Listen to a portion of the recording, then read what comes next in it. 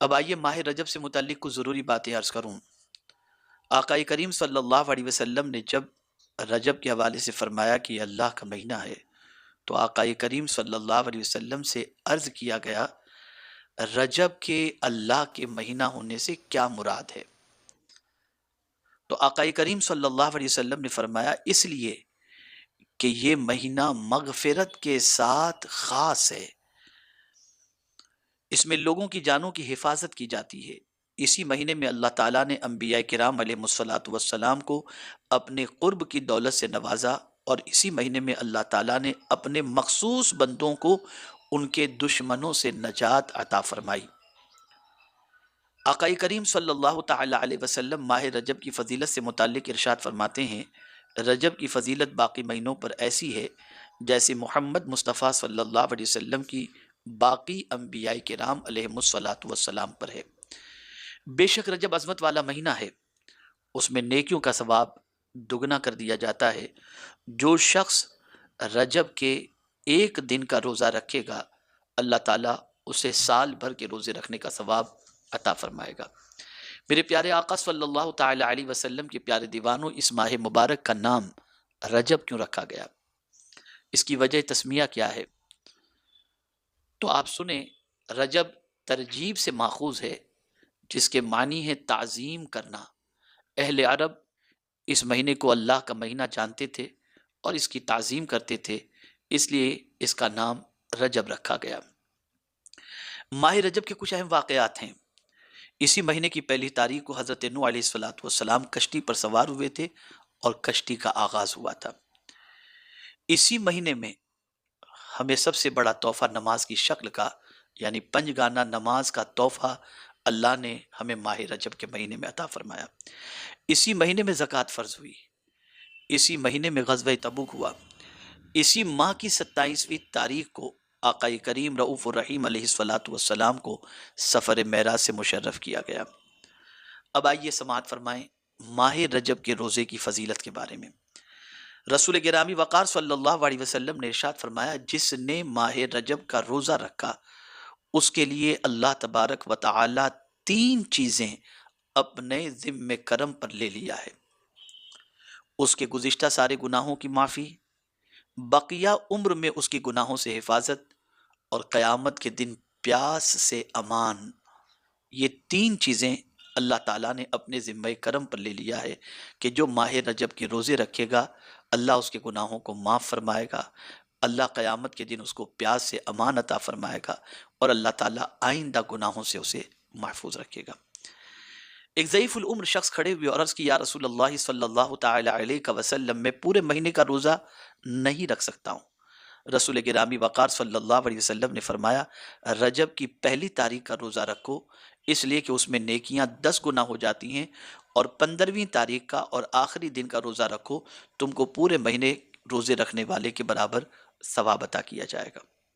ایک مقام پر رسول گرامی وقار صلی اللہ علیہ وسلم نے ارشاد فرمایا کہ ماہ رجب کے پہلے جمعہ کی شب اس سے غافل مت ہونا، وہ ایسی رات ہے جسے ملائکہ رغائب یعنی بڑی رغبت والی رات کہتے ہیں۔ اللہ اکبر۔ اس رات جب رات کا 1/3 حصہ گزر جاتا ہے تو زمین و آسمان کے فرشتے کعبے اور اس کے ارد گرد جمع ہو جاتے ہیں۔ اللہ تبارک و تعالی ان سے ارشاد فرماتا ہے، اے فرشتوں مانگو، جو کچھ تم مجھ سے مانگنا چاہو مانگ لو۔ فرشتے کہتے ہیں، اے اللہ، ہماری بس یہی خواہش ہے کہ تم ماہ رجب کے روزے رکھنے والوں کی مغفرت فرما دے۔ اللہ تعالیٰ فرماتا ہے، میں نے انہیں معاف کر دیا۔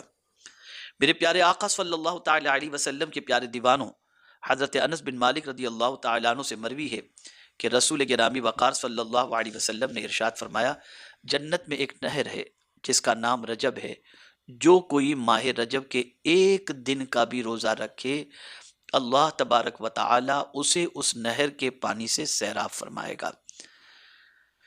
میرے پیارے آقا صلی اللہ تعالی علیہ وسلم کے پیارے دیوانوں، حضرت سعید شامی رضی اللہ تعالیٰ عنہ سے مروی ہے کہ رسول گرامی وقار صلی اللہ علیہ وسلم نے فرمایا، جس نے رجب کے مہینے میں ایک روزہ رکھا اس کا وہ روزہ ثواب میں 1 مہینے کے روزے کے برابر ہوگا۔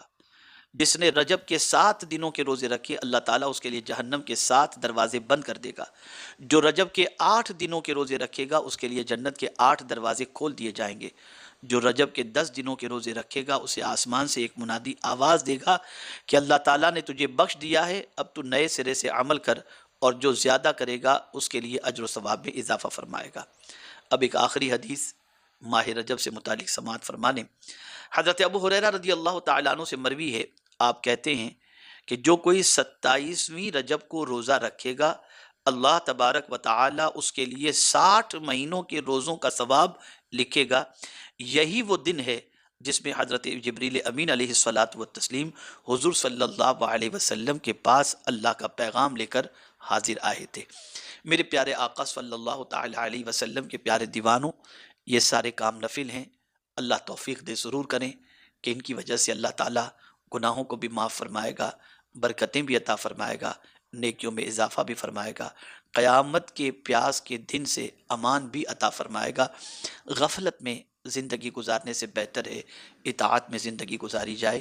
اور میرے پیارے آقا صلی اللہ تعالی علیہ وسلم کے پیارے دیوانوں، ماہ رجب میں اللہ کی بارگاہ میں خوب توبہ و استغفار کرو، خوب مغفرت مانگو کہ رسول گرامی وقار صلی اللہ تعالی علیہ وسلم نے اس ماہ مبارک میں مغفرت کے حوالے سے رب قدیر جل جلالہ کی جانب سے مزدہ جاں فضا کے حوالے سے فرمایا۔ اس لیے اللہ سے توبہ استغفار بھی کریں، مغفرت کی بھیک بھی مانگیں۔ اور اس مہینے کا نام رجب تعظیم کی وجہ سے رکھا گیا، تو اس مہینے کی تعظیم بئی طور کریں کہ قرآن کہتا ہے فَلَا تَظْلِمُوا فِيهِنَّ أَنفُسَكُمْ، اپنی جانوں پر ان حرمت والے مہینوں میں ظلم نہ کرو، یعنی گناہ نہ کرو۔ جان پر ظلم کرنا، اس سے مراد یہی ہے کہ گناہ ہم کریں گے اپنے اعضاء سے، گویا ہم اپنے اعضاء سے گناہ کر کے اپنے اعضاء کو جہنم کا حقدار بنا کر اپنے اعضاء پر ہم ظلم کرنے والے بن جائیں گے۔ تو اپنی جانوں پر ظلم کرنے سے پرہیز کریں، اللہ سے گناہوں سے معافی مانگیں، استغفار کریں، مغفرت طلب کریں۔ اللہ رب العزت جل جلالہ مجھے آپ کو سب کو ماہ رجب کی برکتوں سے مالا مال فرمائے، اور ماہ رجب المرجب میں روزے رکھنے کی طاقت، توفیق، استطاعت عطا فرمائے۔